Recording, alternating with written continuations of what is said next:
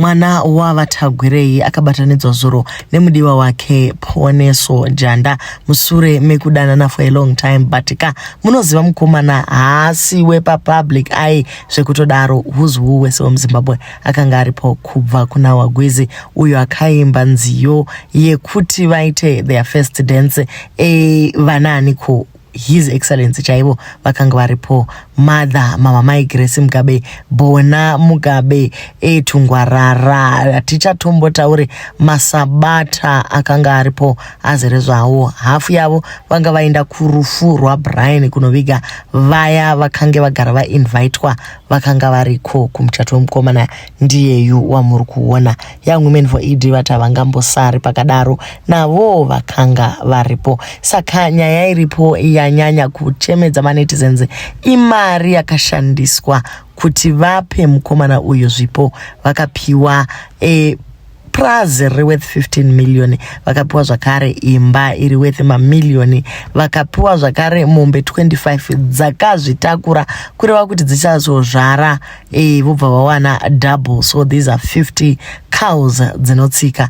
Then Tungwarara akasiyawo yake 150, Scott Sakupwanya akaisa yake 500, Mulalaza akaisawo yake imwe 100,000, ndikutaura ma1000 kapa 100,000 US dollars dzekungoti mukomana waita zvakanaka. Ashon Java naye akaswera ari ikoko achifila guduka ko zvake ndezvekuda kufila akaseroundwa nemari, but Bellamini Chatunga wati iye mukoma hanzi imi hamuna kana kusiya senti manguva mbinga isina kana chunu. Izvi zvafadza manetizens kuti ko mukomana waisimborira kaiwe ko zvakazodii kwangosara iyo sutu ina mabhidzi.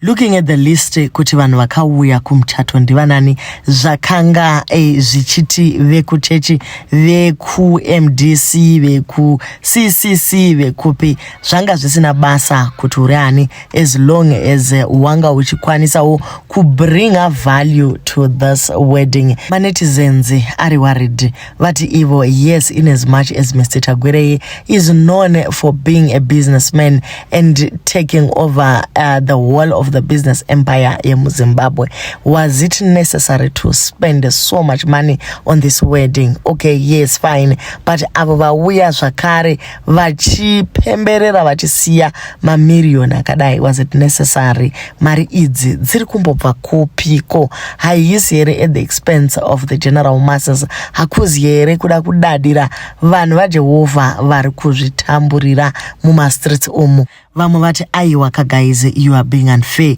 Munoziva kuti Tagwirei has been working hard for his family, saka ndiyo nguva yacho yekuflonta wealth. Ndine vandika ava vanodeservawo that treatment. Akaita zvakare muchato wakachipa munozotaura kuti marich men ekuZimbabwe haakwanisi kuspenda mari yavo, vospenda zve mobva mauya pano muchikriticize. Aiwa, regai vane mari vazvidyire mari yavo.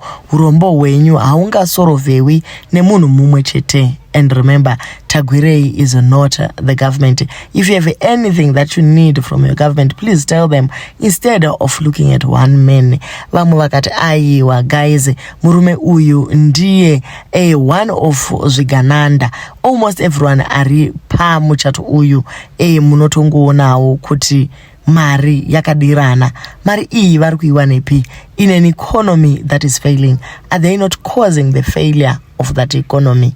Imikani nyaya yacho, it goes around in circles, but okusalayo is this couple is married and they are now multi-millionaires.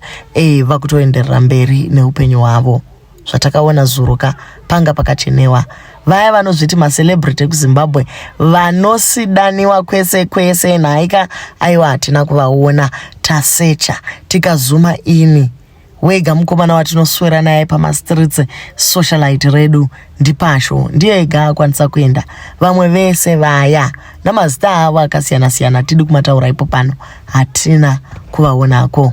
kana family ya achieve so much wealth, they need to at least learn from Tagwirei kuti you take your children away from the social media. Pane vamwe mateenager tinetsa fani pa social vanenge vachikoti indopfeka penti re $100, ndinopfeka earring re 30,000, ndinosenga begi re 50,000, vachitaura mari dzavanoshandisa zvinozoita kuti vanhu vade kuscrutinize kuti life iyi iri kusponsorwa nani. Tagwirei akabvisa vana vake public eye.